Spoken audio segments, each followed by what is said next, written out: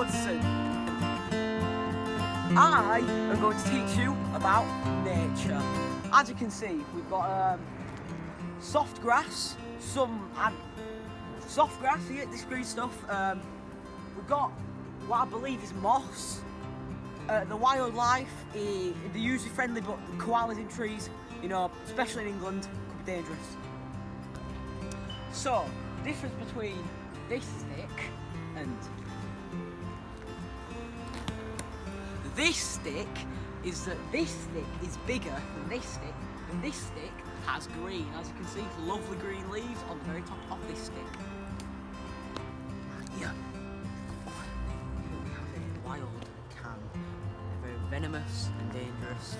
And come to think of it, nature's just crap.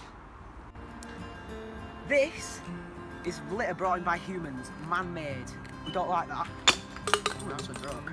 This, you can tell from the green, is homegrown litter, grown in the forest, picked locally. People use them in teas. Dolphins like to eat them, you know. So they're a very useful thing, very good spice. Trigger down! And as you can see here, we have more mushrooms.